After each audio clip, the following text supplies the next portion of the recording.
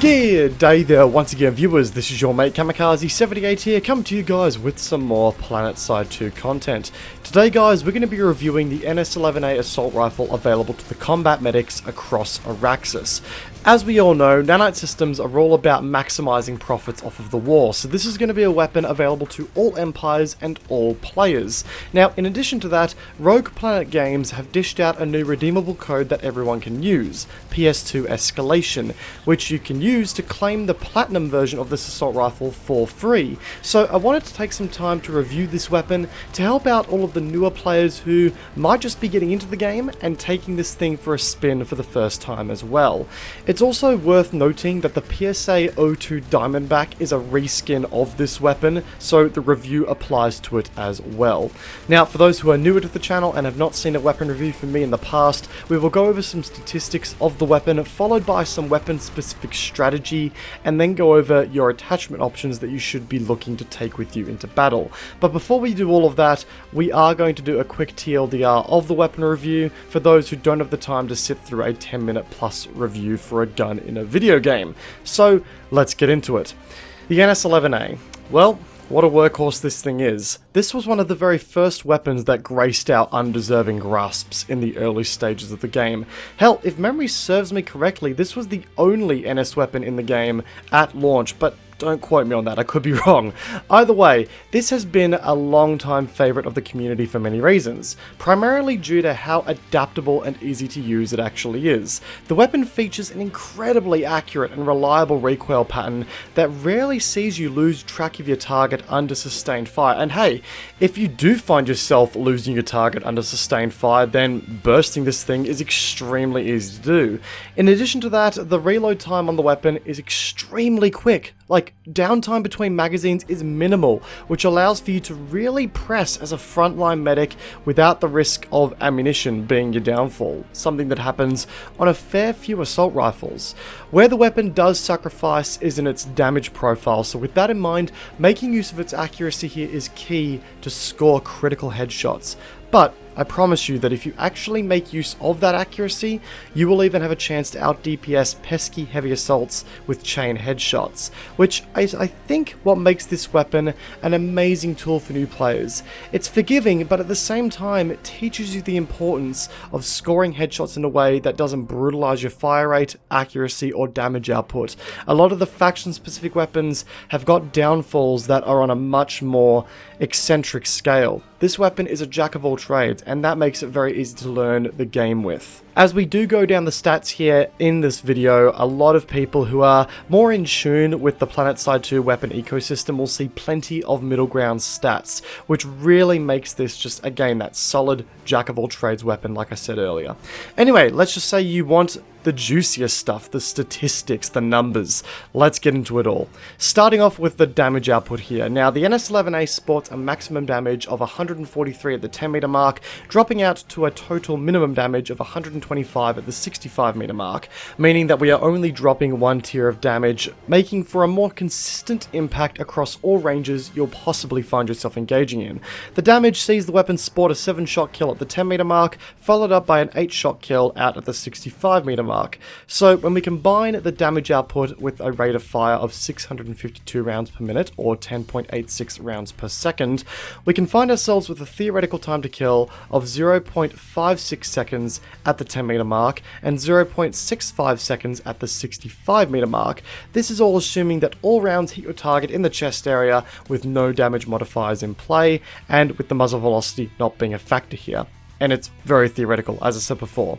So yeah, in the grand scheme of things, it doesn't match some of the incredible weapons in the game that can feature 0.5 time to kills or less in CQC, which again just emphasizes the importance of using that accuracy to your advantage to make every shot count in the right places. And speaking of that accuracy, let's discuss recoil behavior on the weapon and how you should be compensating for the thing's kick. The weapon features a small vertical kick with some mild but consistent horizontal shake that is going to be not really enough to throw your aim off, but enough to be a constant nuisance that you'll just have to learn to get used to. It isn't going to be a deal breaker in 99% of the fights that you deal with, and in those situations where that 1% does occur, some more aware bursting may just be in order. As far as the numbers are concerned, the weapon features a 0.22 degree vertical kick per shot, which is really nothing on a weapon with an average fire rate like this, and in turn features a 3 times first shot multiplier for every time you pull the trigger for the first time on a burst, which gives you an effective recoil of 0.66 degrees on the first shot of a burst. Horizontally, the weapon features a consistent 0.2 degree horizontal kick, which when combined with the weapon's horizontal tolerance of 0.6, means that the weapon is able to kick twice in one direction before being forced back in the opposite direction, which helps to keep the crosshair centered nicely in the grand scheme of things. However, there is a varying recoil angle of -20 degrees to -17 degrees, which gives off a consistent pull to the left when firing the thing. You therefore need to counter it by pulling down and to the right on your mouse. Cone of fire wise, this weapon actually features some solid aiming down sights cone of fire, but also some of the most forgiving hipfire values out of the entire assault rifle category, which can allow for some dirty loadout builds for faster paced players. Ammo wise, the weapon features a 35 round magazine and a 210 round ammo pool, which is better than average, accompanied by a lightning fast 2 seconds flat short reload and a 2.45 second long reload. Wrapping things up is a 640 meters per second muzzle velocity and the 0.75 times aiming down sights movement multiplier, a very elusive stat if you will, meaning that you're going to be moving at 75% of your normal walking speed when aiming down sights over the more standard issue 50% that you may be used to. It makes for some amazing corner cutting abilities, and we're going to talk about that in a few minutes. Anyway, that there is the NS-11A from a numbers perspective, the long-standing crowd favourite that has been around for a very long time in this game, and for good reason. This weapon is just plain fun to use, a solid all-round performer that can score some absolutely menacing damage on a target if you take advantage of the solid recoil pattern and land those critical headshots. It's interesting because while this is a very easy weapon to use, it kind of requires some fairly high-end skill to make the most of it, which means that despite its seemingly low skill floor to use, it has a very high skill ceiling that when you reach, it can be a total menace. Now when I say that, what I mean is that yes, a new player can quickly pick up this weapon and make use of its low-end recoil, its fast reload and serviceable rate of fire, and its really short downtime, just to, learn the mechanics of the game and have a solid weapon to dish out some returning damage with. It's clear that the developers shared this weapon in the redeemable code to get new players an additional weapon option on one of the most new player friendly classes in the game by no accident. But with that said, to be competitive in 1v1 situations with this thing, and sort of extend your abilities as a medic beyond taking a more backline supportive role, you need to learn how to score headshots to dominate here. As we pointed out earlier, the time to kill places it on the higher end of the scale when compared to other weapons in the arsenal, which when you go against a more frontline based class like a heavy assault playing with an SMG or even a fast firing LMG, you're going to quickly find yourself outgunned. So honest to God, my advice to new players who are picking this game up for the first time and in turn checking out this weapon, take time learning headshots and how to track them effectively using this gun. Take the training wheels off eventually by getting a little bit more aggressive with the weapon and start practicing headshot accuracy in more life and death close quarters situations. I promise you, the things that you learn and the headshot tracking abilities that you learn while using this weapon will pay dividends to when you decide to move on to more niche and slightly harder to use weapons in the long run. One particular stat that I want to talk about here is that rather interesting stat that accompanies this weapon, the good old 0.75 times aiming down sights movement multiplier.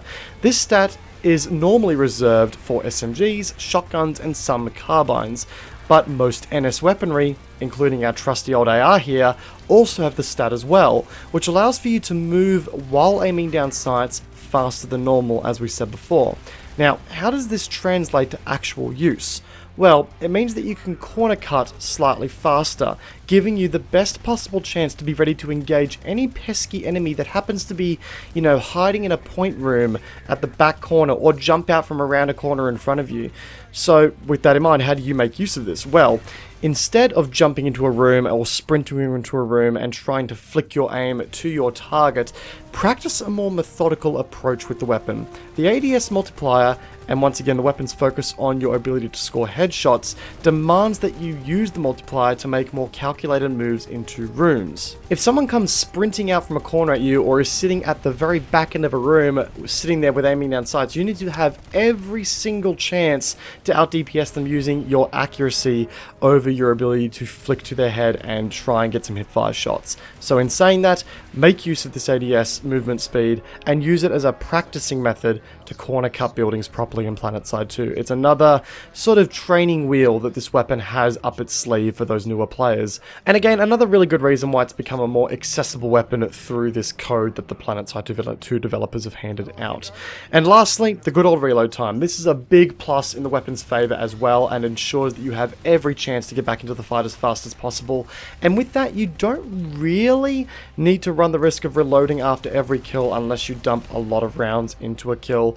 There are a couple of ARs on the NC side of things and the TRs as well when I come to think of it that make your character feel like an arthritic cripple when you compare their reloads to the reload on this thing. And on weapons like that, you are forced to reload after every kill, whereas with this thing here, it's a little bit less important. You can probably score a kill or two out of one magazine and still not run the risk of having such a long downtime. Even the long reload downtime is quite, plausible to deal with. So once again, feel free to get a little bit further into the thick of it here. Downtime is not going to be a big problem at all. Anyway, with all that said, that's some tips and tricks discussing the NS-11A, but now I want to get into the weapon's attachments and how to make the most of the weapon as far as mods are concerned. The weapon has access to a 1x to 4x optic, including a 1x RNV, a compensator suppressor, flash suppressor, forward grip, laser sight, dark light flashlight, soft point ammo, and the high velocity ammunition. So, where do we go from here? First things first, get a sight on this thing. That's just the long and short of it. At the end of the day, I recommend a 1x to 2x optic. It gives you the ability to get into the thick of it with CQC quite effectively as well, but it still gives you that clarity that you'll need for those slightly longer ranged engagements. And the rest of the attachment slots here can be left up to a little bit of debate. I personally run the laser sight. Now the reason for that is that we've already got a really good hip fire here. Improving that further just makes this thing just that little bit more adaptable. Why don't I take the forward grip though on a weapon that demands accuracy, I hear you all asking. It's quite simple. The horizontal recoil here, by putting a forward grip on there, it doesn't improve it that much. It's still not going to have a huge impact on how horizontally accurate the weapon is. And in addition to that, it's going to elongate your equip time. So as a combat medic, you're going to be switching between your med gun and your primary weapon a lot. By having that forward grip on there, the time it takes for you to put away your med kit and get out your weapon is going to be longer if you have that forward grip on there. So it's a bit of a catch-22, and for that reason alone, I kind of decided to take the laser sight for the improved hip fire, accuracy for when I get surprised in those engagements.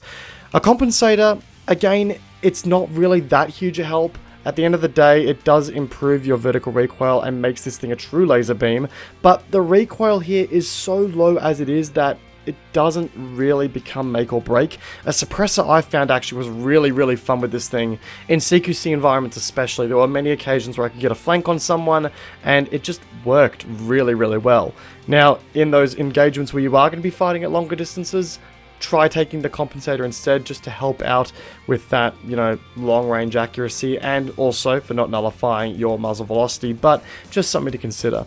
Across the board though, there is one other thing I did take with me 100% of the time, that was high velocity ammunition. Soft point ammo is good, but I actually found myself really enjoying the added minimum damage range to assist with that damage drop off.